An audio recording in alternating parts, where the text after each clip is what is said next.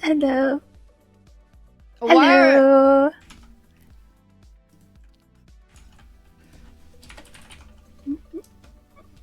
Well, it's really hot today. I know that it's summer, but this is absolutely ridiculous.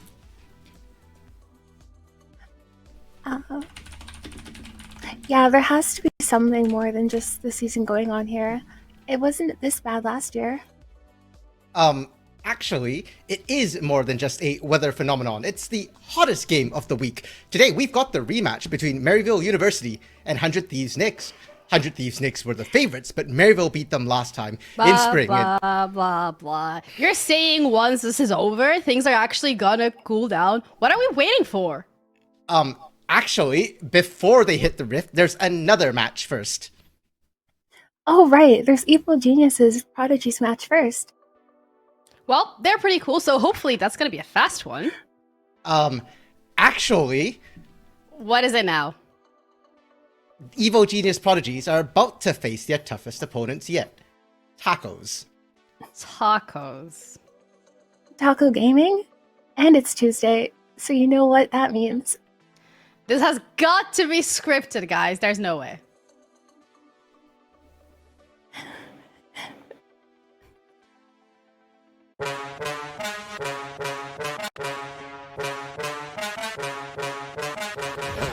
Oh no, Sniper, don't take the bait, bro. Don't take the bait. Don't fall for it. The World Ender does get dropped, but the smokes are coming out here. They're trying to find something, but just too much healing coming up from Sniper. He's a big boy, and Lawrence is not. He's quite small. He's doing a whole lot of damage. Can he try and get Suir? He's so close.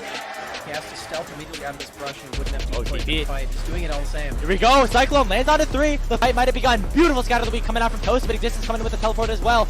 Looking lullaby lands on a 2. Toasty in a bit of trouble. Will get taken down, but he has the wild growth on top of him. Watch Sonar on the backside. He's still alive. He's still doing damage, but finally Deke Lerman takes him down. Got that superior wave there. Reduces the calling coming out from Sketch. Trying to find anything on Azog here. It's going to get him somewhat low, but won't quite find anything. Curtain call does get dropped, though. The flash coming out from Sketch to escape until the 3-man body block should keep him alive. But look at that from the back line. Huge cycle coming out, and they grab 3. They grab. That 3k HP just trying to see what he can do. They peeled off there, and it has reset. The Vanguard's edge. Leo has gone in. GSL! They're just going in deep. Samuno trying to see what he can do into the back line. He is cleaning house in the back line, and now it's the solo landers trying to see what they can make happen. Jisung trying to see if he can snip down the HP bars a little further, but they get divided.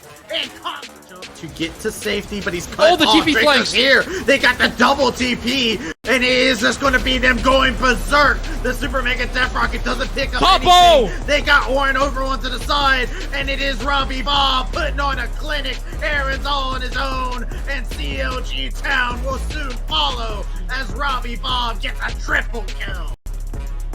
Taco Gaming looking to press in onto the second hit. Gorka is face tanking and takes down Actor. This is the tank Kog'Maw. Oh my goodness, so much damage, so much durability. Gorka has been officially unlocked here in this game. A triple kill.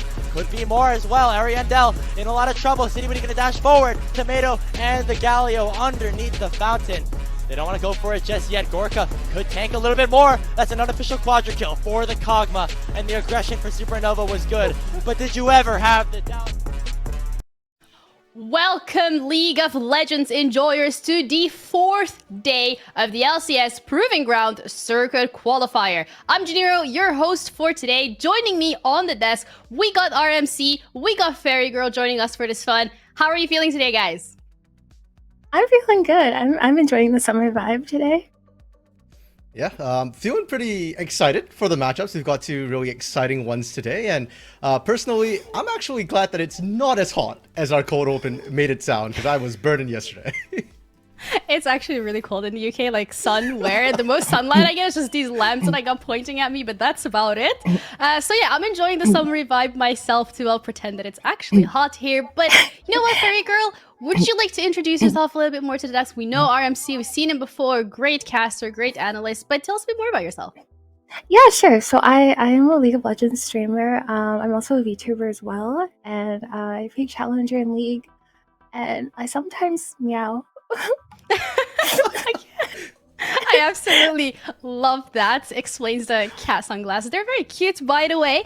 So let's jump right into the action, guys. PGCQ tournament. The groups here in the group stage, they're going to be competing for another day after today. And they're just fighting for those points, for Twitter bragging rights, most importantly, and for that opportunity to qualify for the LCS Proving Grounds. And after the playoffs, you know, they're going to be on day 14th, 20th, and the 21st of June. So keep your eyes peeled on this channel because a lot of action is going to be going down. Today, however, we're going to be starting off with, I would say, 2 banger matches because we got Evil Geniuses Prodigies versus Taco Gaming, already a really exciting match. The second match on this channel is going to be 100x versus Maryville University. I'm personally really looking forward to that one. I know everybody else on the desk is. RMC, do you agree? Yeah, for sure. I mean, look at the representation we have, right? 2 LCS affiliates and then an amateur team which dominated the spring in Taco Gaming. Coming in second place was Spring 2. And Maryville University, a collegiate team. I think we've got a great spread today. Yeah, we're going to be starting off with looking at Group A versus Group B. We already had a couple of games coming through. Yesterday, we saw Jake's Kittens versus AoE Ginger Turmeric. Jake's Kitten walking away with that 2-0. And today, from Group A, we have 100 Thieves versus Maryville specifically. When we're looking at how it worked out for Group A and for Group B, is this something that you expected to be seeing? RMC, are these the results that you thought were going to be happening? Yeah, I think for Group A and Group B so far, nothing too unexpected. Jake's an incredibly strong team, and today there is a chance for Maryville to pull that upset. I just do want to say before we move on as well, I'm very disappointed, unfortunately, that we got Fairy Girl today instead of yesterday when we did actually have Jake's Kittens, because if there was ever a time to meow, it was yesterday. Aw, true, so true. Well, we saw Yumi come through yesterday, not really from Jake's Kittens, it was from Ginger Turmeric. Unfortunately, it didn't really work out in that favor. You know what, that is in the past. Today, we're also going to be looking at Group C and Group D. We have an overview available. And, you know, this one for you, Fairy Girl, did you expect to be seeing these teams, whether, you know, making it this far? Not necessarily, but I'm definitely looking forward to seeing how it plays out. Yeah, well, we're going to be seeing the match today of EG Prodigies versus Taco Gaming, so we're definitely going to be able to have a little sneak peek at that Group D specifically. But let's talk about last week's performance. We have a head-to-head. We have a couple of stats coming through from 2 players. We got the Gorica as well as Appa, and we kind of spoke about these players early on in the green room specifically. RMC, talk us through these KDAs. How crucial are these players for their teams? Well, I think just looking at those numbers, you can tell that obviously they're big carries for their teams here. And like you mentioned, you know, 18 kills is the highest amount of kills we've had in a single game. Taco Gaming, who we're going to get to see first, they're interesting because they don't actually have to play around Gorica. But the fact that Gorica can do this does mean that EGP has to keep that in the back of their minds when they're drafting, when they're coming up with strategies. For Maryville, though, APA has been their big carry, and this man has spearheaded all their efforts. This sort of 18-3-6 performance is not unusual for him. And in fact, if Maryville wants to beat 100 Thieves Nyx, I would expect APA to have to do some sort of repeat performance with this big level of carry. And Fairy Girl, looking at this matchup specifically, we have that Victor in the mid lane. We have the Kog'Maw coming through as well in the form of AD carry. How good and how efficient do you think Victor will be into Kog'Maw? I honestly think Victor will be really efficient. I personally think Victor is very, very, like, he just scales so hard, and personally I ban him a lot, so but yeah.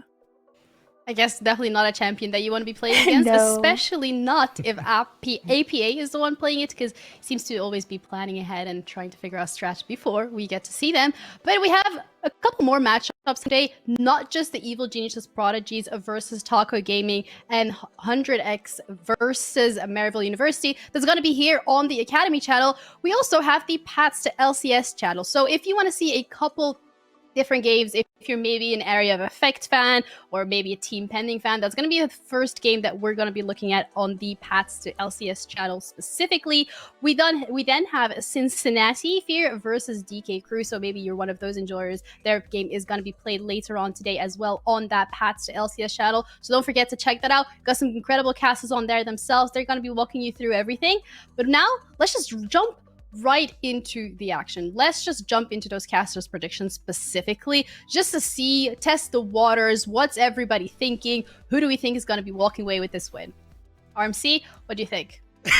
I like how only Travesty has gone for Taco on Taco Tuesday. Like, I know that the food friends yesterday had some problems. Ginger Turmeric and Team Fish Taco didn't have the best time of it, but that was Monday. It's a new day. It's Tuesday, and only Travesty believes. Well, you know what? Taco Tuesday maybe it's just meant to be. And Fairy Girl, when we're looking at the matchup, Evil Genius Prodigies versus Taco Gaming, I was gonna say Taco Tuesday myself. They're like, what's going on? But they're gonna be playing against Taco Gaming, and we highlighted these individual players in terms of that mid laner being something to really look out for, the AD carry being another player for Taco Gaming that might be stirring up some criticism, might be stirring up some the pot doing something for that team.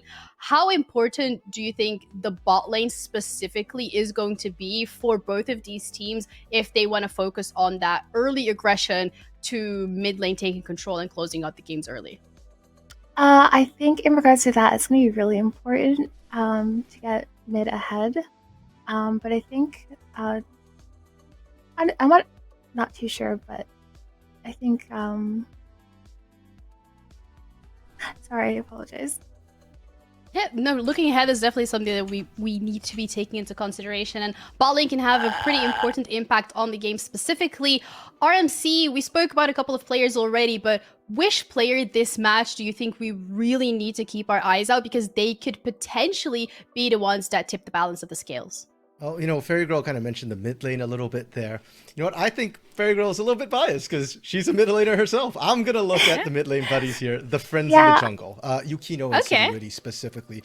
I do think mid will be very important, but I'm actually looking a little bit more at the jungles to sort of facilitate that. And for EGP, Yukino often gets the benefits of pushing lanes and then gets to carry later. And City Witty, on the other hand, often doesn't get that same benefit. Taco tends to have losing lanes, so he'll have to survive in the jungle come the mid early game. And I think if City Witty can survive early, if Taco can skill up as a team, then, well, we've seen City pop off late and carry games. Yeah, Yellow Genius says they're really one of those teams that want to get that early aggression going on, Fairy Girl. Whereas when we're looking at Taco Gaming, they're more of a relax, sit back, scale, and get going later on in the game. But if they fall really far behind Fairy Girl, what can Taco Gaming do specifically to make sure that they still stay in the game for as long as they possibly can and they are able to scale? I think one of the best strategies for that is just to wave clear as much as possible. Depending on how they draft, that could definitely be a possibility. But if there's Victor, then definitely the plan is to scale. And when we're talking about scaling, we also spoke a bit about the bot lane earlier on as well, Fairy Girl. How important is the jungle pressure for that bot lane if they want to get that AD carry ahead? I think it's very important if they want to get the ADC ahead. I won't be surprised if they play bot this game coming forward. So are you maybe expecting some early ganks, maybe a lot of control around the Drake, or do you think it's more going to be a matter of getting counter ganks coming through, just shadowing the bot lane, letting them clear for as long as they can? I think it's probably going to be more like shadowing the bot lane than the Drakes. I'm feeling that at least, but yeah. Yeah, definitely a plan that we should be looking forward to. And RMC, taking both of these teams into consideration and just taking into consideration how talented these players are, I do want to highlight that from the side of both of these rosters, there's a lot of different individuals that we can be looking at, but I kind of want to highlight that top lane specifically. We said it yesterday here on broadcast, and we hear it a lot in solo queue, we hear it on Twitter as well. Top lane is an island. Do you think that's going to be the case for those two players facing each other today, or do you think that that's something that still we need to be focusing on? Junglers still need to create that pressure. Herald is something that they need to be walking away with.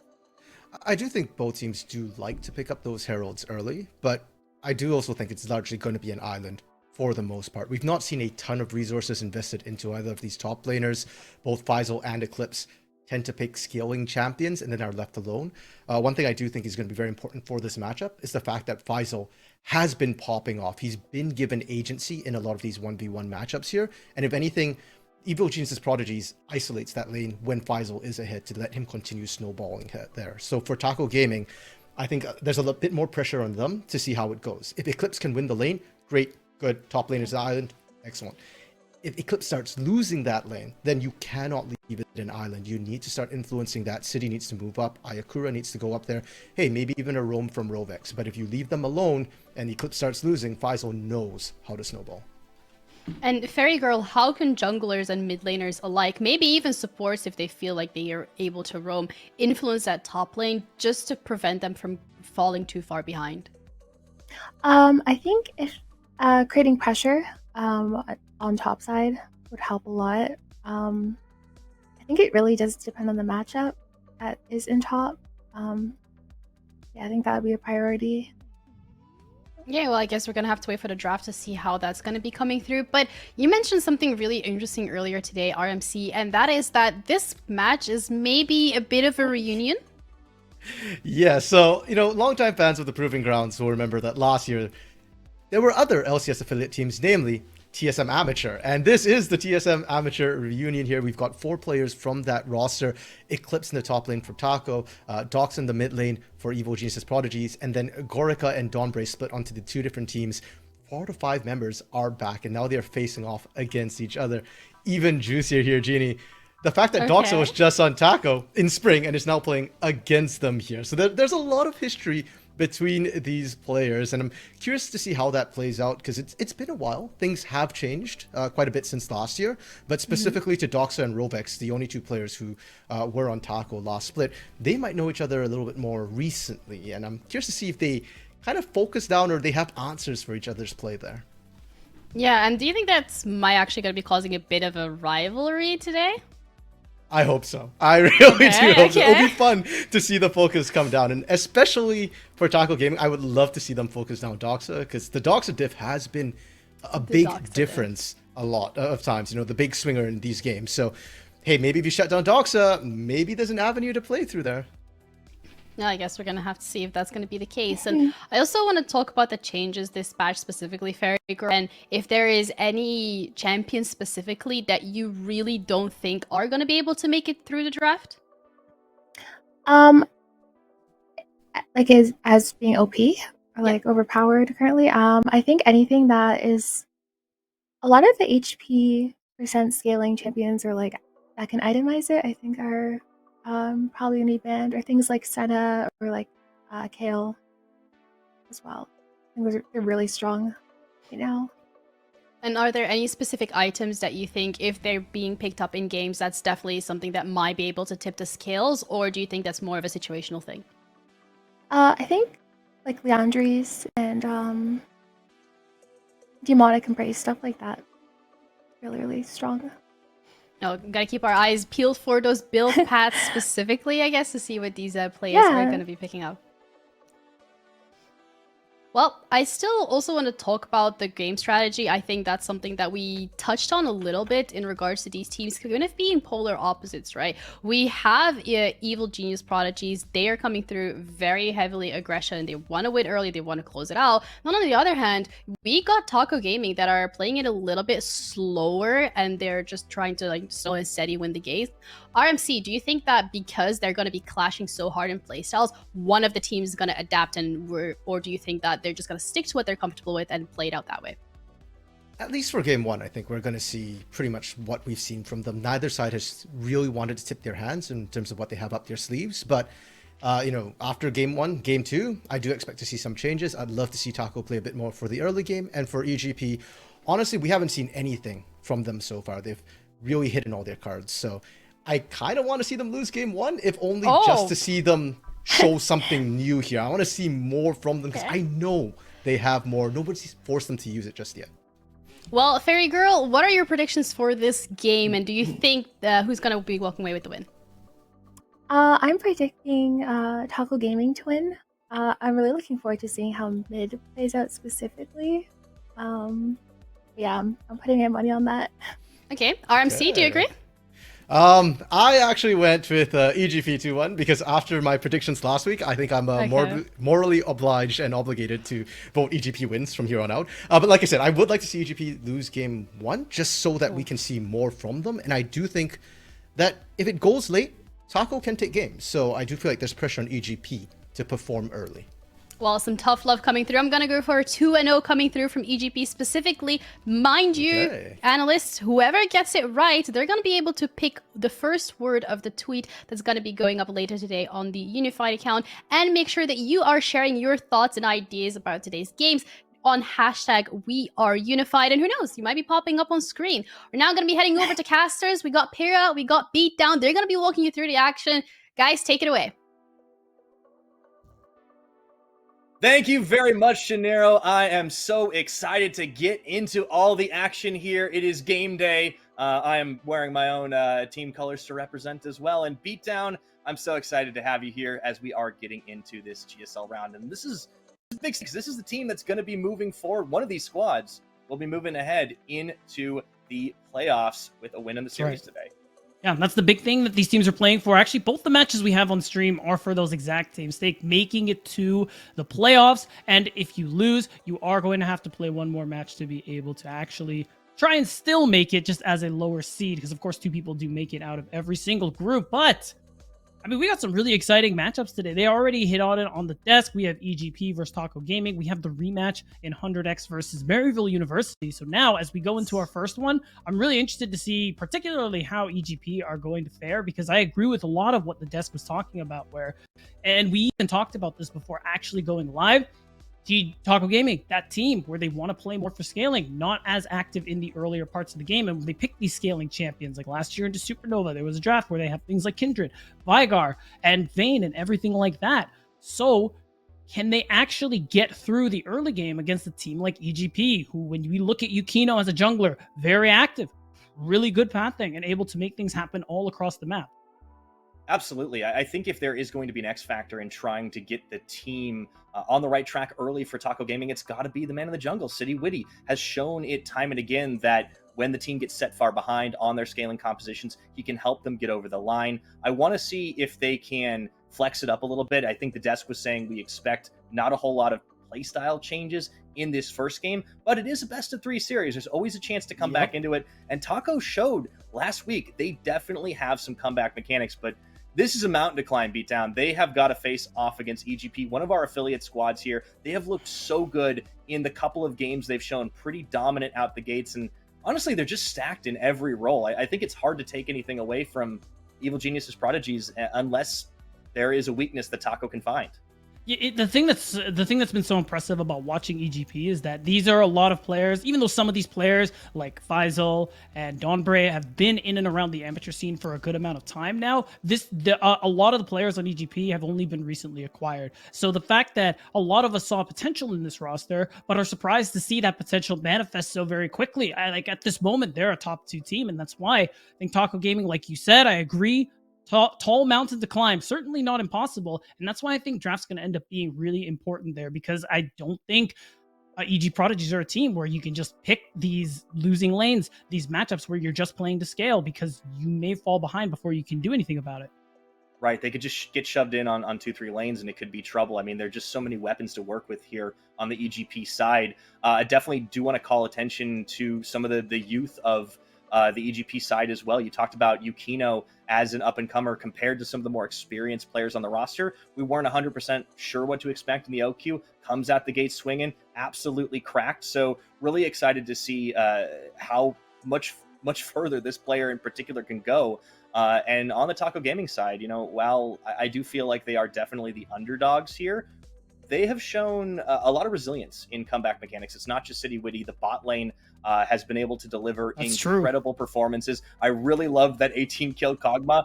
Lest we forget, it was paired up with the Lulu. I do love a good old Juggermaw, and that was a pretty insane late game. So there's always that possibility. I think EGP, as we are getting ready to get into draft, is going to have to consider trying to neutralize a little bit of that bot lane, even though they've got a strong one of their own. I agree. It's definitely going to be very bot lane focused this game, just because I do really like Rovex and Gorka as a pair as well. Both players who have been spending a good amount of time in that amateur scene and have some really strong performances, especially Rovex being that recent swap from mid to support and managing to honestly fill the role in quite well. And it's been looking really good so far. So again, bot lane matchup, really important to me. And as we get into the draft here, as you can see on your screen, everybody, it's going to be about what can Taco Gaming get so they can actually have some sort of early game influence here against Evil Genius Prodigies. I think that is a very important point to get into this one as we are in the first draft. EGP on the blue side for this game and Taco Gaming on the red. So as we get things underway, looking at the tools and the things that the players were able to find and wield to victory last time around, we did look at particularly that Kog'Maw Lulu strategy. There was another Vayne as well for Gorka. I don't know if they want to hit that ban column right away because they also have to keep in mind City Witty's Kindred is absolutely beastly and it will not be available for this game 1. Yeah, I think it's a pretty solid ban there against Taco Gaming's jungler, and I think at this point, in the first phase, it's really specific champs you want to be getting rid of. That it's either comfort for certain players on your opponent's side, or just champs that are incredibly strong. So you'll probably see other junglers get taken off the board. Things like the Wukong are really strong. Something like the Nocturne is something EGP have put a bit of priority on. Actually, Evil Geniuses is an org lately overall, even all the way up to things like the LCS. So Lilia, Graves, you are seeing junglers taken off the board here. So there's a bit of targeting there onto City Witty, his two favorite farming champions in the Graves and the Kindred. And we're at this point where we could see a third jungle ban targeted towards him, maybe take away something like the Karthus and see how deep can City Witty go to actually get a jungler he's comfortable on. Yeah, you could also argue the Karthus a bit of a flex ban too. I believe Mia, one of the players that would wield that particular champion. There's a lot to talk about when it comes to Mia because she has definitely shown a lot in just about everything she's played. The Talia is another one. We didn't really get a chance to get into it in the pregame, but as both of these players do like it, I think it's a very, very powerful champion right now 100%. with the changes on 12.10. But mostly it has been jungle focus beatdown. I guess you could argue Talia also flex jungle. It depends if your jungler does play it. Yeah, I actually think it is really strong in the jungle at the moment, but that is looking a little more like a Doxavan. Now you are seeing the Karma taken off the board as well. It is honestly a pretty strong support in that you get a lot of range. It almost guarantees that you're going to be able to get push in the bot lane almost. So you're just making sure that Mia and Dawnbray will end up having one of the best matchups they can hope for to basically get that early push, get that early priority in the bottom lane so that Yukino and the rest of EGP can work with it. We'll probably, I was about to say we'll probably see Lucian Nami, but TG pick up on that. Yeah, I think taking away the Lucian, something that has been kind of linchpin to the early game strategy of EGP, makes a lot of sense. Clearly, Taco Gaming have done their homework on this one, so we will have to see Mia picking up a different bot lane champion. Maybe something that does have a bit more of the scaling factor. Maybe we'll go back to the spring strat, I should say, of more hyper carries. But starting off in the top side, we have a hover on the Gwen. Definitely a champion that kind of has shown to go from strength to strength, even through some of the nerfs earlier this year. Faisal would like to get a good match for himself. So that's locked in. Taco Gaming looking to focus bot side for their first rotation.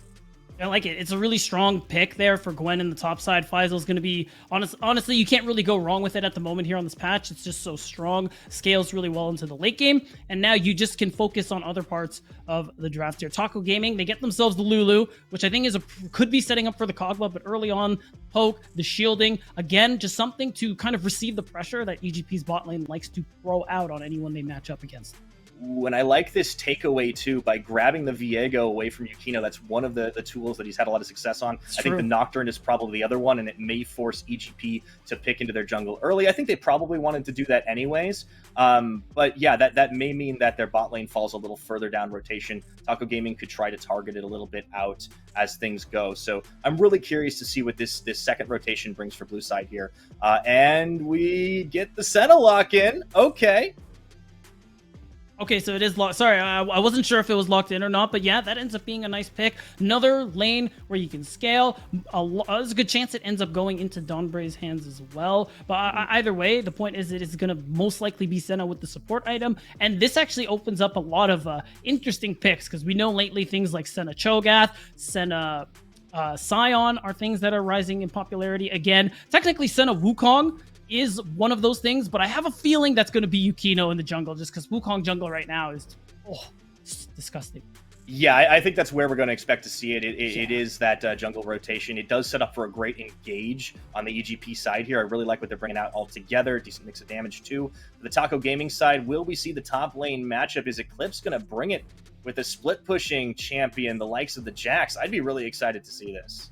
Yeah, that one is an interesting matchup. I think usually Jax outscales a lot of people when you get out of laning phase later on into the game, 2-3 items. But I think with the Gwen matchup, it kind of depends on who has Ignite up at the time there. So it is something that can match dual Gwen in the side lane. So it is something that Eclipse can do to match Faisal when he's going to be playing out on the split. And at this point, you're just looking to take away mids, especially against Doxa. Patented Zoe is being taken. I wouldn't be surprised if we saw another one off the board, or if they want to target the potential picks with the Senna.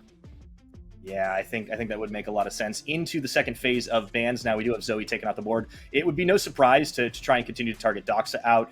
There is always the Doxa diff that you have to consider, as Ayakura, a relatively newer player, going to want to try and get an easier time for herself. That is the Aurelia taken off the board as well. A couple of power picks. There is always the likes of the Akali. There's things like that. You see EGP, they're focusing on the bottom side. That Fane is off the table. Is this going to be the Kog'Maw to follow through here, Beatdown?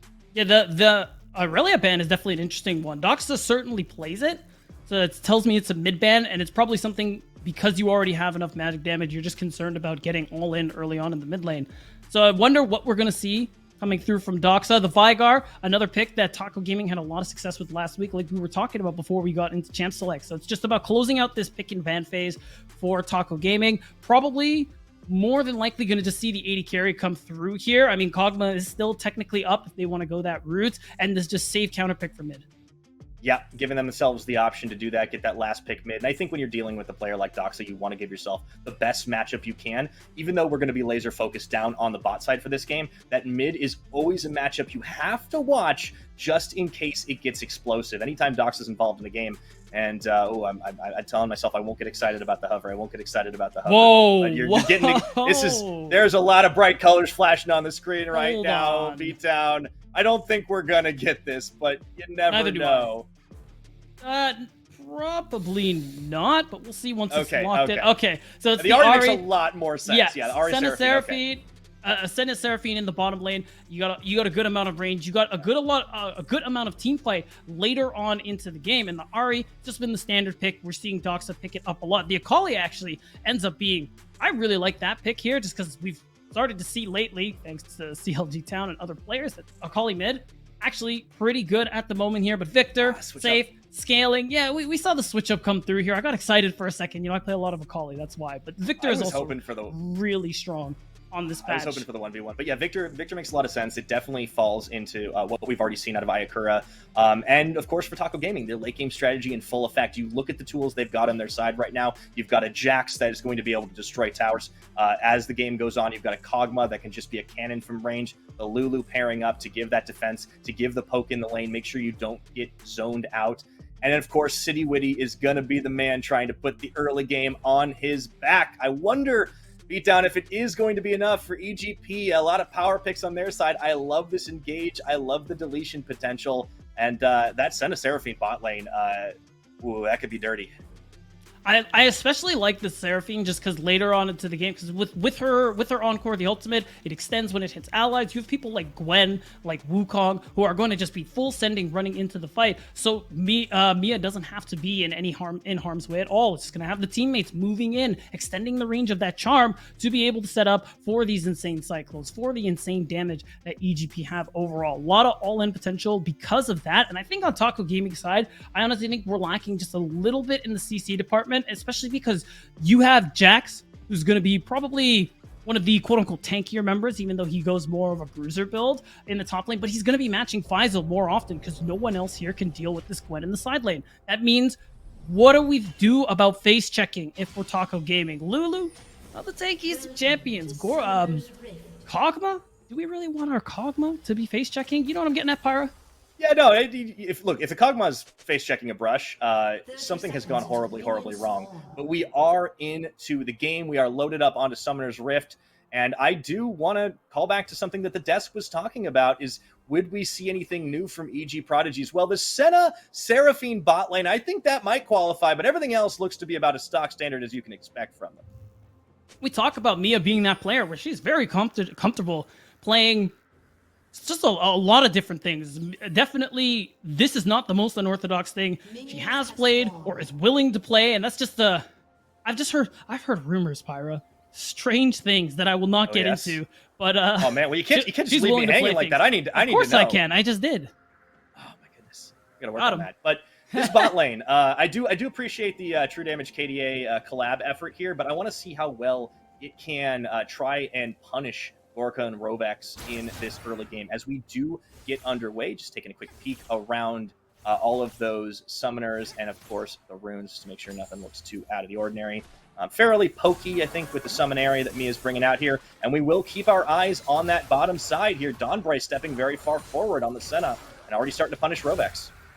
I'm trying to get that level 2 as quickly as possible. And I think I want to look back over to the jungles, even though I agree with what you say about the bot lane. Look at City Witty. He's taking the Ghost, and I was excited when I saw the Viego come through from him because we talked about it. Not as much early game impact usually when you see things like Kindred, when you see things like Braves. Viego, very flexible in that regard. You have a lot of gank options. You have CC in your kit, and your early clear is decent enough that you have pretty solid gank timers after you go for some of these first clears. So I like it. City Witty has the options. Ghost is a very aggressive rune choice as well. So that tells me that we're going to see some early action. Oh, yeah, I believe it. And City Witty's got to be the one to try and make that happen for the team. The question is, where is he going to focus his effort? Because for a while, you know, we know that this team probably wanted to focus a little more bot side, maybe wanted to try and match a little pressure in mid. Obviously, the Victor isn't going to be the one to get your ganks on. So I kind of feel like it does fall to Eclipse. You know, they've both gone for the Ignite TP, which is kind of almost a mutually assured destruction kind of move here. And I feel like the early trading is going to determine City Witty's ganking paths. Right, I don't think you're going to really see an early dive come through, but at the very least, City Witty does have options because Doxa will likely get pushed in. Victor's wave clear doesn't come through right away in these early minutes, and already we're seeing after the Raptors clear, he's going to try and take a look here. Could easily pop the Ghost. Oh, yeah. Okay. I mean, it's a good trade so far. Doc's already taken a little bit of damage. Ayakura is low on mana, though, so I don't think they liked what they saw on that one. And wow, an aggressive play from Ares. Doxa continues to push forward, does manage to equalize a bit on the trade, and I mean, I think this would be a massive statement if Ayakura ends up being able to outlane Doxa, who's just got such a deadly reputation in that mid lane. All right, Doxa diff, it's been referenced. It's no joke. We've all seen it. You keep your eyes on the amateur scene. For the moment, still not a whole lot of action. A little bit of hovering, a little bit of maybes, question marks. Things are a little slow at the moment. Both junglers, at the very least City Witty right now, will likely just recall, try and get to his Gromp because it's going to be respawning pretty soon, and see what kind of plays he can find on this bottom side of the map. I mean, Mia and Dawnbray, they're pushed in right now, so there could be an opening. Yeah, I mean, already starting to see that CS differential take over 10 over the Kog'Maw of Gorka, but Gorka doesn't care. Gorka's playing for the late game. Laning phase might not even exist, but they do actually find a nice trade as Dawnbray stepped a little too far forward on the retreat path. This should be the back away coming in here for both him and Mia, and this opens up an opportunity to get a little bit of a reprieve. Good vision coverage here by EG Prodigies down in that bottom side if there was going to be a City Witty move, and I think even though there's a 500 gold lead right now, the lack of action certainly favors Taco Gaming. And you can really just use the fact that Mia has the teleport and is able to just get back to lane, to a lane that is pushing to her. He's going for the dive, and we got first blood for Taco! They're going to trade it right back, but I love the aggression. Yeah, I'm surprised he fully went for that. It ends up being the 1-for-1 trade, but no, it's worth noting Faisal has the TP. He's going to be able to get back to lane immediately. It's coming, the wave is coming into his turret, so I don't think that actually ends up benefiting Eclipse a whole lot, but we are going to see the replay coming through. Eclipse was feeling himself, got the level 5, and said, you know what, come here, Faisal, you're not scaling up just yet. Here's the thing about Gwen, she's not immune if you get in melee range. That's right. I do like that. I mean, Eclipse, I honestly didn't expect the action to start out there, but the one-on-one, I do like that maybe setting the tone for this game. We have a roam here coming through, Dawnbray meeting with Yukino and finding Ayakura. No ult available, so without that Cyclone, they can't fully commit. Rovex is going to match the pressure here. That could be a little bit of trouble for Gorka up against the likes of Mia Solo. Essentially, for the moment, I think things are pretty slow. Just trying to see what they can find onto Ayakura, because when you do have these ranged attacks, when you do have CC that you can work with, trying to pressure someone like Victor, who is immobile, get a crucial summoner spell. Something I do like to see from EG Prodigies, trying to get the best that they can from some of these roam timers, and as a result, Doxa has that little bit of pressure in the mid lane, and that does open up a potential dragon play for Evil Genius Prodigies if they want to go for it. Yeah, so far it's really been all focused on the lanes, but they might have an opportunity here as you do see the roam down coming in as Yukino makes the move there. Faisal's been able to protect the CS lead and has that level 6. Eclipse is still not dinged over just yet, so you have to beware the needlework. The difference there, also Yukino not finding an opening for himself as well, continues to reset the back. They very clearly want to make the play here, but I think Gorica and Robex trying to play on the edge, just getting the farm, but that Kog'Maw does have some range even pre-6. Yeah, you don't want to force anything in particular because when you're going, even though you do have decent wave clear and range, Ascent of Seraphine, not the most amount of damage. So you don't want to go too far in.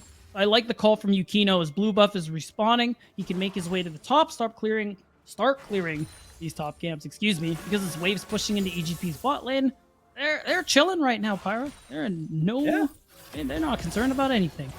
You know what? Like, it's just a chill day for Taco Gaming right now. They're pretty happy with the 1-to-1. Yes, they're falling behind a little bit in gold, and it's about 1,000 representing. But I think not getting pushed in as hard, being able to at least match some of the CS, it is always the modus operandi of this team to play for the late game, to keep City Witty as a threat through the early and mid if possible. And he hasn't really been able to use that ghost to really match much, but he is keeping up with Yukino in the jungle farm. They managed to trade a little bit there on to Mia. Shields coming through courtesy of Rovex does mean he doesn't take nearly as much damage. Ayakura shoved in here. Pretty hefty CS differential, but Doxa has not been able to find the kill. And right now things are pretty slow, 1-to-1, because you do have a good amount of scaling picks on both of these sides here. Like on EGP, you have Gwen. I'm really looking at Dawnbray as well on this the Senna because of how much damage and range you're going to acquire later on with the amount of souls you end up accumulating in the next 10 to 15 minutes. And on Taco Gaming side, I already talked about Ayakura on the Victor being a big focal point here. That's why you see the roams. That's why you see the pressure in the mid lane from EGP. But there's also Gorka, of course, Juggermaw, as you put it, Pyra. And that's what Gorka is looking to be here. Yeah, I love this strategy. I mean, it was one of those metas that was so fun to watch back in the day, and Taco Gaming have just been able to leverage it. This is the second game now. Obviously, we saw Vayne in one of their previous games last week. A similar idea, but less of the long-range kills, much more of the 1v1 me all over the map. And I think if you're trying to match somebody that just has as much skill, as much incredible mechanical ability as the likes of Mia, I think that is one of the things that can work. Trust in your support as well. Robex has definitely stepped it up. Ever since the role swap, he has looked quite good in that supporting role. Now, Eclipse may be in some trouble. Yukino on the roam. Needlework does miss from Faisal here, but Eclipse knows something is up. There's another one as he tries to dodge it out. Ignites on. He knows he's a dead man. Trying to take down the Gwen with him. It's not going to happen. A really nice move from Yukino is going to be in the area to make sure this wave can get in. Cyclone, here comes Robex. Okay, he's level 7. All right, City Witty taking a lot of damage here, but they're going to turn it around, and I don't think Faisal was ready for that one. Going to even take the Wukong, slap it over, and the Heartbreaker for 2! City Witty. Wow, that's a really nice play coming through here. We talked about early game, Pyro. We talked about what can City Witty do before the late game to make something happen here, and he found the angle. It was a good play from Faisal. He's pressuring Eclipse, gets most of the damage off, and it's Yukino to help finish with the kill. Problem ends up being Yukino, he's like, oh, I'm level 7. I got Wukong's Stone Skin passive. He thought he could go for this 1-for-1, or the 1v1, but it didn't end up working out, and you give City the double. Okay, we're looking for more, though. City Witty does manage to almost get the Herald. It's taken away by Dawnbray. And man, he didn't lose his life, but that's got to be a frustration. Can't take that one for himself right now, as that was a very quick hand back to the action. Does seem like things are starting to heat up towards that top side. Yeah, that's a really big deal. Like, you lost all priority over that Rift Herald because of the top play we just witnessed, but Doxa, alongside Mia, was able to get that pressure off, steal the Rift Herald out from City Witty's nose because he needed to smite to heal. Now, you pretty much hold on to your gold lead, and you're going to be able to use that Rift Herald to push it that much further. Yeah, like being able to not only steal the Rift Herald, but actually pick up the objective is massive as Doxa was able to do it. Back to the 1v1, but they're going to have some help here. Faisal buying some time, and Yukino is able to claim the kill credit. City Witty has to pull a fast 180, and although he has been keeping up in the pressure game, EG Prodigies have been matching it point for point. The gold lead, though, hasn't grown significantly, only about 1,300 here. No towers, no dragons, 11 minutes, and the focus has all been topside this time. Usually not what we see, especially with Evil Genius Prodigies, but the openings have been there. We talked about how much Faisal is going to be able to scale on a pick like the Gwen. So getting in this early KP, allowing him to, I mean, look at the CS lead that he's been able to build, partially from good laning and partially, of course, from all that attention Yukino has been putting onto Eclipse on the top side of the map. Now, you do give up pressure over this dragon, but Yukino is already on his way. Doxa is here. You have your bot lane in the area. You could fight if you wanted to. Yeah, and it's a slow Drake stack, right? I think this is the thing that EG Prodigies aren't as worried about, is the fact that the first one is looking to go down around 12. Taco aren't even aiming for it right now. We're starting to see some of the first item buys. The Blade of the Rune King coming out here, thematically appropriate for Gorka, since he does have the Viego on his team. Back to the top lane, though. I think I wanted to say this might not be a lot of 1v1s, but I was very wrong about that. So Faisal and Eclipse continue to just trade out a little bit. No fully completed items, but we're starting to get very, very close. City Witty was the one who did pick up his mythic as well with that Kraken Slayer. Rovex and Gorka trying to make moves. Looks like they could be setting up for a dive here. Mia is solo. Oh, both teams trying to feel each other. Yeah, Yukino going to get spotted on that ward, but they may end up going for the dive anyways with the Cyclone available. Needlework almost up, and Ignite ready to proc. They've also brought Doxa to the party, so while Eclipse may be sacrificed for the greater good here, the rest of Taco do secure the dragon, so it may just be a trade for plates. It's going to be a lot of plates, though, Devin, because this tower. is the Rift Herald. Exactly. So Eclipse has to back off because he knows his jungler's on the other end of the map, and he knows Doxa wasn't in lane, so he's got to back off. The turret is gone, and City Witty and Ayakura can't actually really do anything about what just happened. And because you trade the first dragon for a nice chunk of gold, you get the bonus gold from taking down first brick, and now you find this lead starting to really grow here for the side of Evil Genius Prodigies. We're looking at 3,000 so far, just about. Again, a lot of it on this top side. We did stress can play really well with gold. Yeah, I'm actually really impressed Donbray was able to hold off Gorka with a 3-level disadvantage down bot there. Has been able to keep him from getting a whole lot of damage. And that charge on the Herald was kind of free, right? You weren't expecting to get Herald as EG Prodigies. You managed to pick it up. It wasn't necessarily pre-planned, or if it was, you were a step or two behind Taco Gaming. But I'm glad they were able to use it so quickly. A lot of teams, especially in the amateur level, aren't quite as decisive about things like that. But EGP, definitely one of those squads, especially as an affiliate, that knows how to get it done. Again, already we talked about it too before getting into this game. I wasn't expecting them to perform so well so early, but they have looked really good. I mean, on the flip side, Taco Gaming, certainly not out of this one yet. Again, we talked about it. They got a lot of scaling tools. They have Ayakura. They have Gorka, who later on in the next 5 to 10 minutes, once we see that 2-item mark come through here, will be very threatening. So for Taco Gaming, it's still important that you get to some of these objectives. First, use the wave clear that you have to ensure a good setup, and you have EG Prodigies walk into you. That's what they have to be doing, because again, who's going to face check on this thing? Yeah, you need to be able to see the fight coming in order to fight out effectively. But that's kind of been the way Taco Gaming like to play. And they know coming into this that EG Prodigies are the very aggressive squad, the team that has been able to just grind their opponents into dust. If you're 3-3 at 15 minutes, sure, you've lost a tower, you're a little bit behind in the gold game, but things could be so much worse. And the player that needs the gold at this stage of the game has it. City Witty has the 2 kills of the 3. You're also putting a lot on Eclipse to be a side lane pusher the later the game goes on. Like, you don't want to take the straight up 5v5, at least not for a long time. You've got a Jax on your team. Let them just run around and try to answer you, but you can't face check. You can't go too far forward. Gorka stepping up a little bit as he found Mia for some damage. As long as Rovex is there, there's always a bit of a bailout, and they're not going to need it. Yeah, I mean, realistically, the sustain coming from the Senna Seraphine bot lane means a little bit of poke, and it doesn't really hurt them too much. It's just this battle patch, am I right? Yeah, that plus all the healing they have going for them kind of goes crazy. So the thing now that you're trying to do is just you're fighting for vision. Both of these teams, you can see Taco trying to push mid, trying to shift into that bottom river, but they can't push that vision line forward because EGP simply won't let them. And now it's time to answer that next mid wave. Yeah, trying for it here. You see Yukino taking a little bit of poke. Mia as well. They back it off, and Senna Seraphine able to step it up as well. City Witty always sniffing for the kill. The opportunity as the shift up. The mid laners up to the top side. Ayakura trying to hold on to this wave, but Yukino is incoming. Has to be careful or she could be taken down. That Victor's got to hoof it right there, and that is going to be the Cyclone to cut him off. Here it goes Doxa through for the Orbit Deception to get the kill. A nice little 1-2 punch. Let's see how Taco react in the mid lane. Really nice move. Because Yukino moves up, of course, you have to give up some of the pressure you had mid lane, but because of all the pressure you had earlier, you don't actually lose very much for this. Now, Taco Gaming do get to drop a bit of vision on your side of the jungle, but it's honestly not that big a deal. The only thing now is they have this opening onto Faisal. This is a Riftmaker, has been built, and this is a Gwen, so... Going to try to cut this off. They're actually going to go and take the fight here as the teleport does come through. Just to defer them, in fact.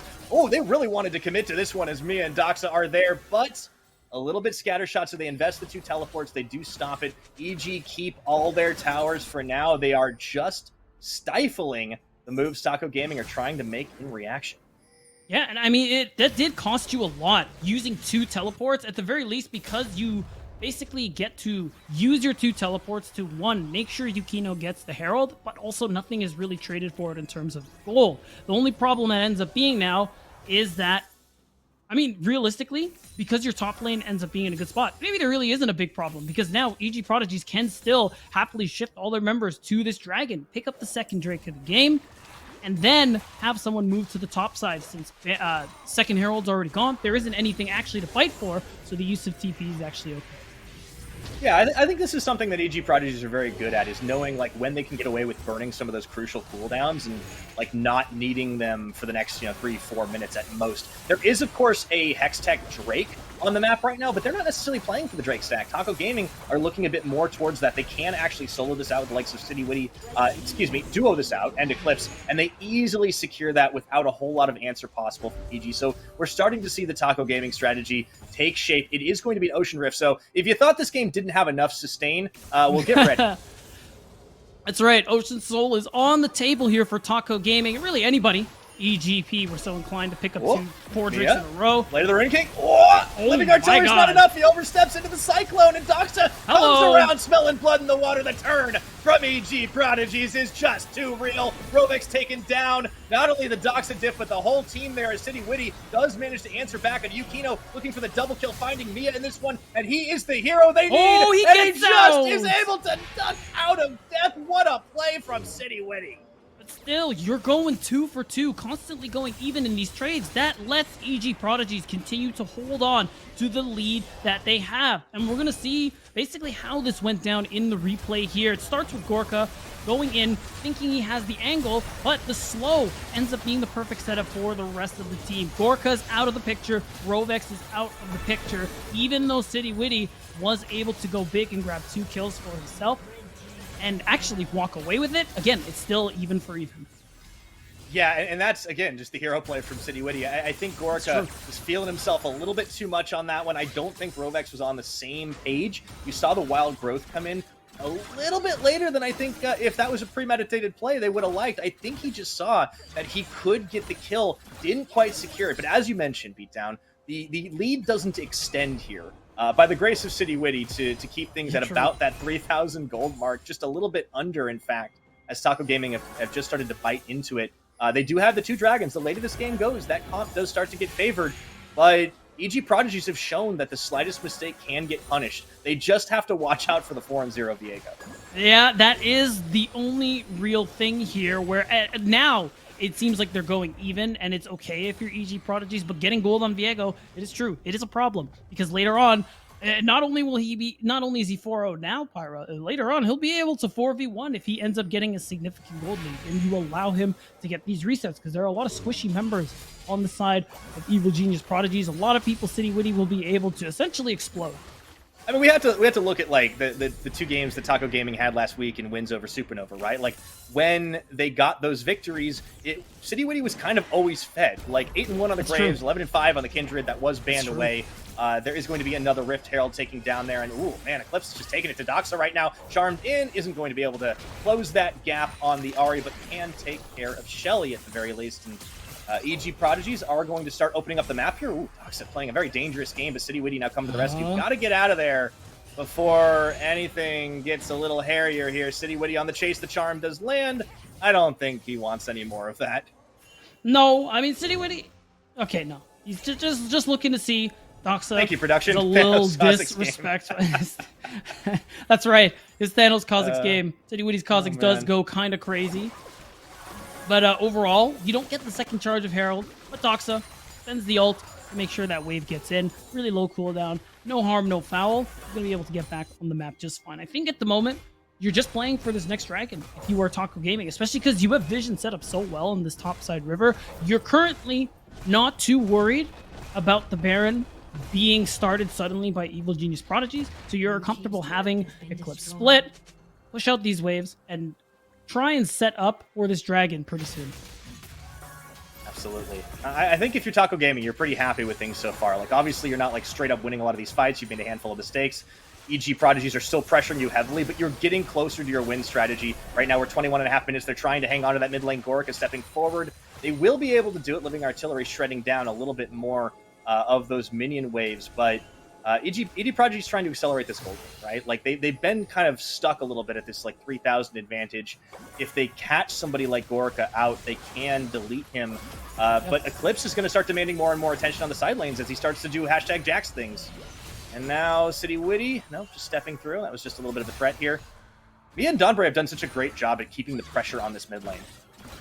Yeah, that's the beauty of the Seraphine pick. The wave clear is actually really strong. That's why we saw it in the solo lane for such a long time. That's why you still see it in the bot lane, paired with things like Senna, where the Seraphine ends up farming it out. And oh, Donbray. Oh dear, gonna get caught, and that's the jump in on Gorica. Starts with the hostilities by taking down the Senna, and they are in a full retreat after the teleports coming through. And that is Taco Gaming starting to find the edge, but have they run out of steam here as Doxa comes forward, does oh, the flash ult! They get everything, but I don't think they do enough damage as the teleport comes through right into enemy territory. That's going to be Faisal actually moving. Oh, Faisal's here, though. On to Doxa. Is it going to be enough? Faisal polymorph out to stop his charge, but can you can't get take a kill. down the Gwen? Eclipse is going to do it, and it's an absolute bloodbath in the mid lane. But Taco Gaming come out ahead on the 2 for none. Such a big fight coming through from Taco Gaming. Now they have basically almost completely neutralized that gold lead. They're going to get this third dragon for free, and EGP can't trade for it on any other part of the map. That's sole point for TG, and it is the Ocean Soul no less. Really nice catch out coming through, and we're going to see it in the replay as well, where it ends up being you getting punished for checking here, where they watched the mid lane play. They knew there was vision that EG eventually wanted to clear on that top side of the map, so they waited in that top rush, and it was easy for this Viego, who's now 5-0, to be able to just blow up Senna, who's getting support levels of XP. They get the 2-man stun that turns into so much more, but they can't delete Ayakura off the map. Eclipse peels the rest of the team away, and man, who says Jax can't teamfight?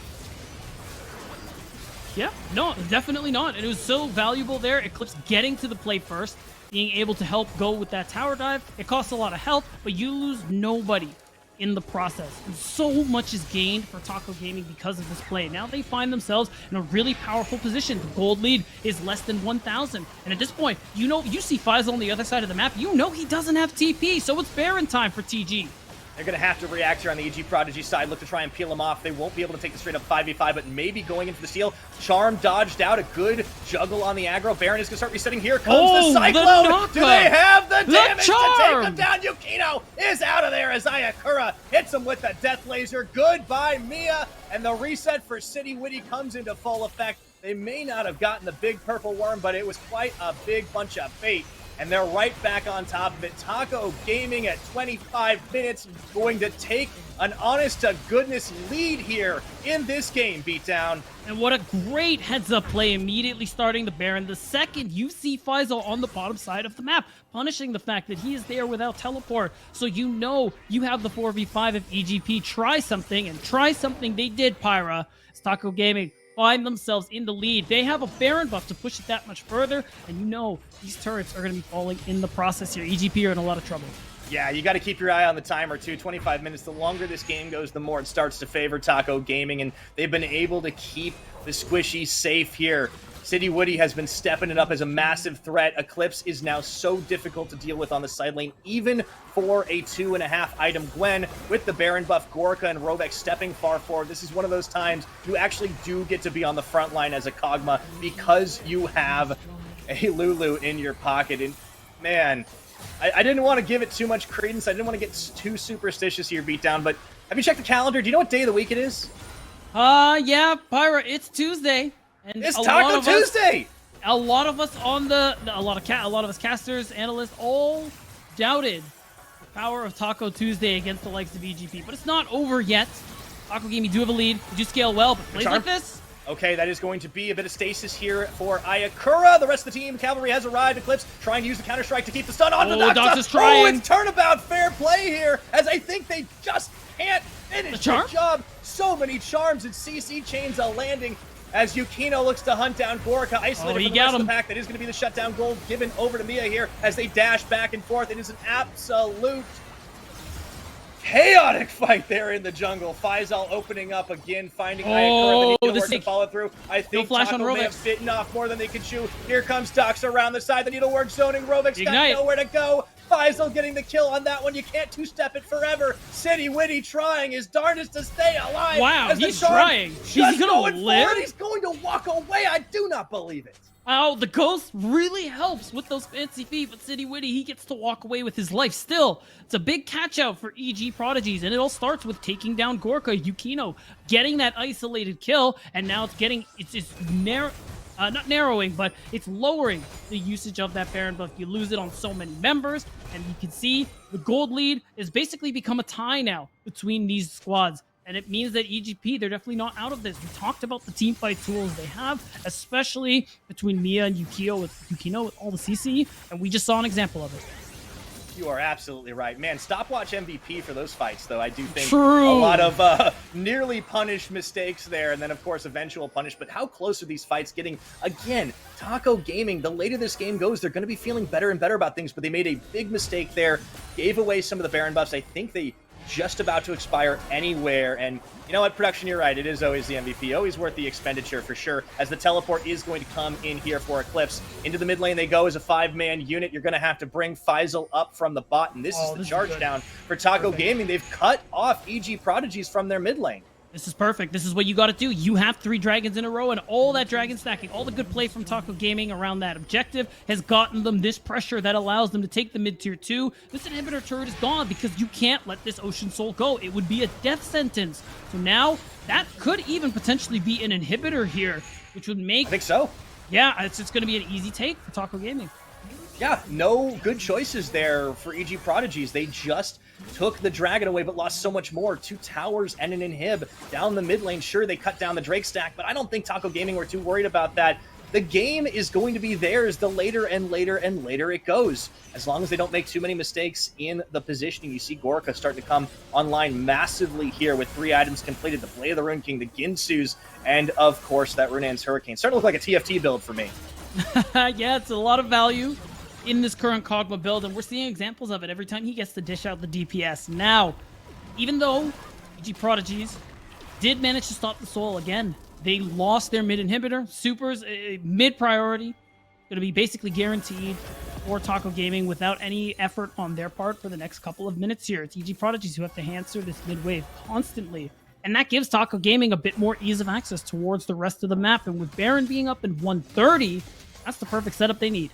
Yeah, I really like what Taco Gaming did to take away the Lucian and force EG Prodigies to try something a little different on bot side. I think it is definitely, it's been good, but what it's wanted to do hasn't been nearly as explosive and nor as punishing as the Lucian Nami would have been. And I think, RMC is going to be pretty happy that regardless of how this game actually ends, if EG Prodigies can still pull out a win at the end of it, I think they're going to have to show us a little bit more for the rest of the series. But we're ticking into the 30-minute mark right now, and it definitely favors Taco the way this game is going.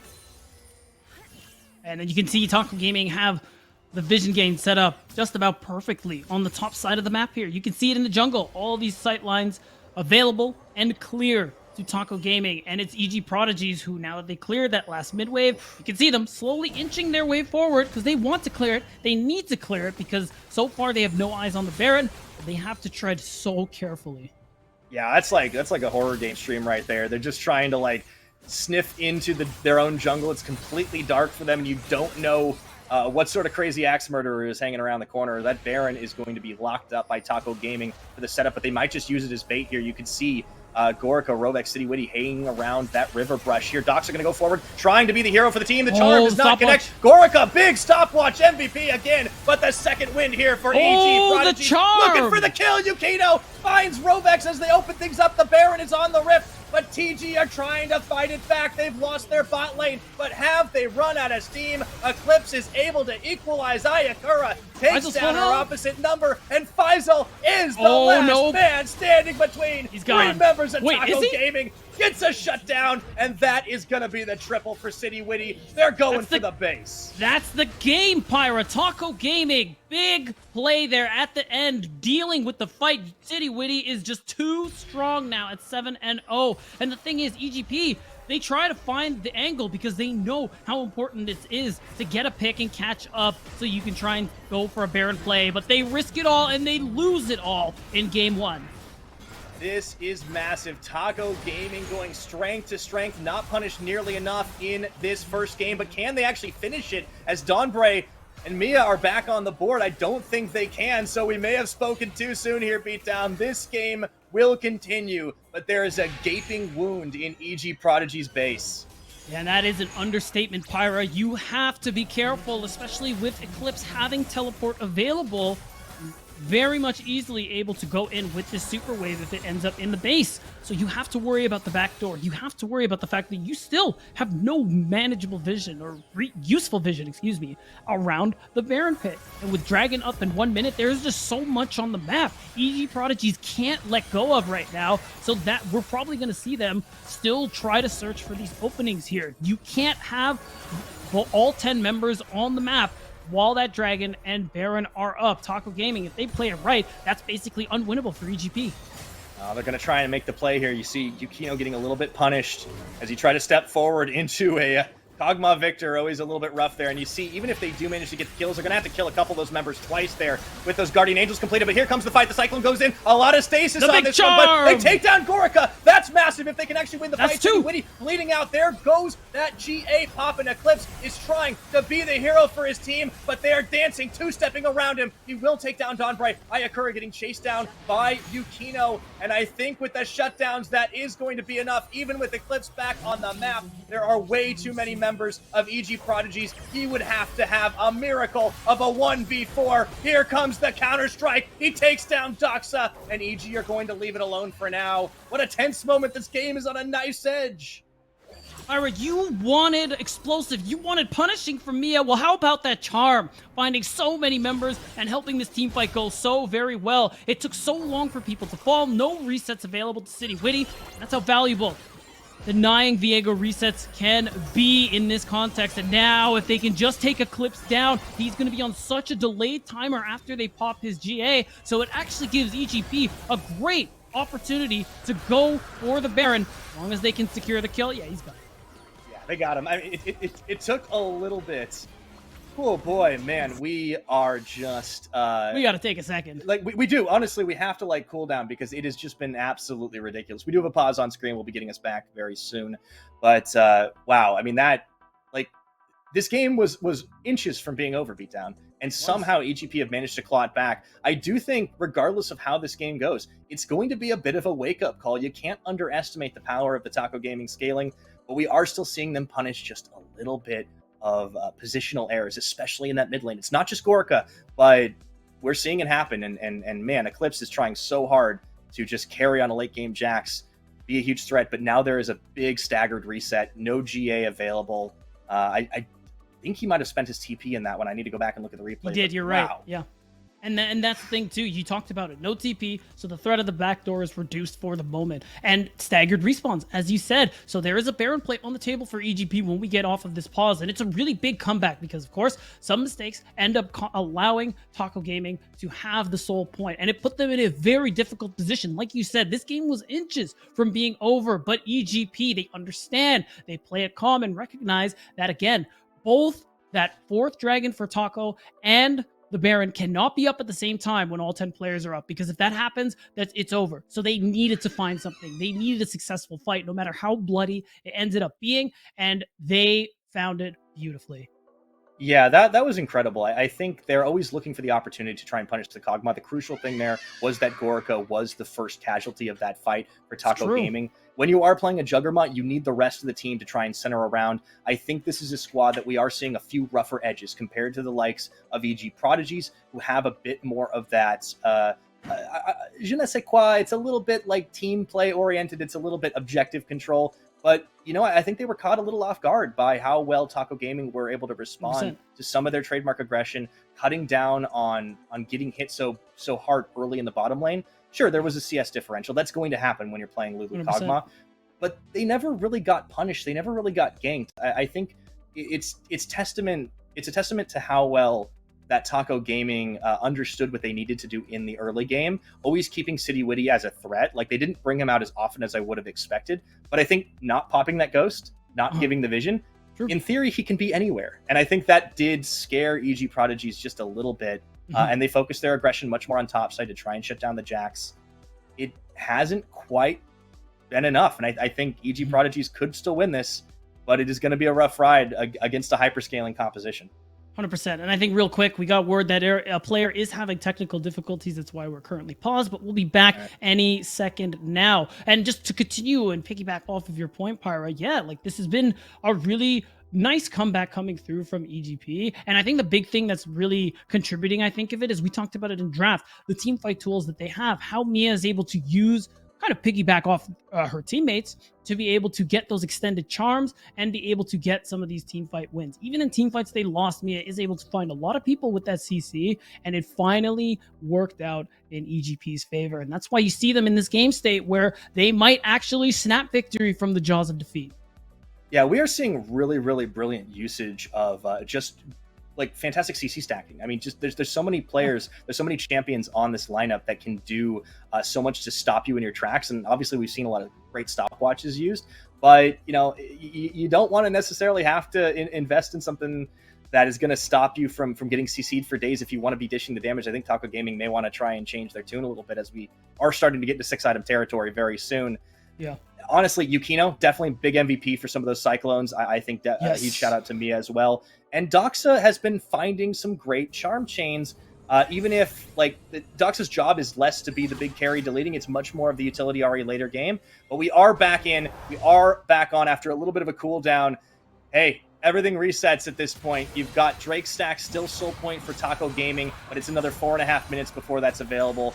Baron is the next item on the menu here, Beatdown. Faisal, very started up. Gwen.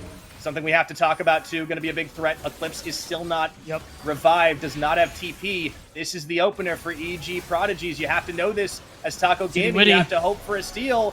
They don't even have Doxa here. Doxa down on the other side of the map. They keep this one aggroed, and they're going to find City Witty chasing away. Snip, snip, and he is not quite down. The sustain Doxa's here. Doxa comes in, looks for the chase, does not land the charm, does not land the orb. City Witty with the reset. Everything's gone crazy here. As Taco are looking for more, they do not find the correct Wukong, and they will not get the Baron either. What a play made. An attempt by EG Prodigies, but they do not secure the objective. That is brutal, Pyra. That was the biggest chance EGP had. Again, no Eclipse on TP, staggered respawn, but they weren't able to make it happen. They lose Doxa in the process, so now this inhib is under threat here. Mia will TP to the base, of course, to save their life, and it will also have the benefit of dissuading this inhibitor from going down. But now, the big point of contention is still going to be the dragon that's coming up in a couple of minutes. Oh, and actually the Baron got secured while I was speaking. Yes. Okay. They did manage to take it down. They did manage to finish it. Okay, it happened off. Gotcha. Then you know what? Let me ignore everything I said for the last little bit. This actually is it's actually still pretty good. Even though you lose Doxa, you do get the Baron. It's big dubs for EGP. We're chilling. Yeah, I think that was actually pretty massive there. I missed it a little bit in the aftermath, but I think once they chased them away, they were able to grab it. Either way, yeah, like it really feels like EGP are the ones this time around looking to snatch victory from the jaws of defeat over and over again, because Taco have been in the driver's seat for the last 15 minutes. So right now, Have been. Admittedly, like EG Prodigies have put themselves in some of those bad positions, but they've been able to overcome over and over and over again. And we were expecting the bot lane to be the big carry starting today, but because of the Seraphine Senna combo, the damage is falling a little bit more on Faisal's shoulders. I think the CC set up the 5v5s. They've just been so hard for Taco Gaming to deal with, and they really need to protect Gorica if they want to have any chance of taking a 5v5, or they want to force EG Prodigies around the map here. Doxa not with the rest of the team. It's a bit of a 1-3-1 happening at the moment as they bait up in this brush. Let's see who's going to face check it on. Nobody, because Gorica does send out the living artillery. That's one thing you can do as a Kog'Maw. And I like this from EGP as well. You have Faisal in the top lane for the most part. You were staying on that quadrant of the map, but now you're at a point where you can just back away. The wave is pushed in reasonably enough. You can shift mid if anything comes through and set up for this dragon that's coming up in a minute's time. EGP get the tier 2, which is a nice bit of gold in their pocket. I don't think they actually want to be threatening this inhibitor turret unless somebody steps really out of bounds, because you need to recall soon so you can appropriately set up for dragon. Yeah, just try to poke this one down. Use the Baron-empowered minions, the few that you have. It's that one cannon. You've got Faisal up top side, and that's something that Eclipse is going to have a little bit of trouble matching. I love that you've just got these insane late gamers in the form of the Jax and the Gwens. Nobody really wants to go all in one way or the other, especially not while the Guardian Angel is down. So, yeah, it feels like we're kind of right back to it. 38 minutes. This game is still balanced so close. And you said it, Beatdown. It's going to be the Dragon Soul on the table. 35 seconds now. Taco Gaming to try and pick that one up. And you're seeing it. What little bit of gold, well, whatever itemization EGP can go for, it's out now. You're seeing stopwatches come through. You're seeing the Zonias for Faisal. This is going to be the big deciding fight. Taco Gaming, they want this Soul Pirate. EGP, they don't want to let them have it. It will be a brawl, and this will decide it all. Keep your eye on Eclipse right now. Look what he's doing. Wandering through the jungle. Should be spotted on the ward coverage. Charm does land on They know they can go in. Do they have the damage? In. Last second stopwatch. I don't think you're going to survive for very long there. A sustained Doxa finishes the job. Cyclone coming in for Yukino City. When looking to be a hero around the side, does have to heartbreak away as it's a heartbreak for his own team. And Rovix getting chased down by Dawnbray, forced to flash back, but look at the base. Eclipse there, getting chased down by the side of Doxa, who back to base. That's GA. That's going to be the GA pop, oh, but it's a 1v2. He's not going to be able to do it. Going to try for it. Here's the Counter-Strike. He's going for the play, trying to dash around the side. Down he goes, and onto the Dragon. Split focus here. TG might still walk away with the soul, but the teleport is in. Yeah, this is actually really dangerous. Dawnbray's going to go down in the process. I don't think Doxa can steal it. He gets it! It's Dawnbray! What a hero as he goes into his own GA after the fact. Doesn't even matter. Gorica takes him down. They delay the soul. Timers there. Eclipse can't get back in for the back door. And Evil Geniuses Prodigies do it again. It's just clutch after clutch from EGP Pyra, and the fact that they managed to hold on to their base. Their Nexus loses half its health, and they TP just in time to steal the Drake. And we got to talk about Mia TPing top lane as well. There was a wave pushed in. She used the fact that they had so many TPs, and she had the opportunity to take down this top inhibitor, and it ended up working out perfectly. So now you have this bottom wave pushing in because of the supers for the next 5 minutes. That's a wave somebody on Taco Gaming, probably Ayakura, is gonna have to answer for Eclipse, because both of them do have their teleport available, and that pressure on the opposite end of the map should allow EGP to set up pretty well for this Baron that's coming up again in 20 seconds. I think this is the third one.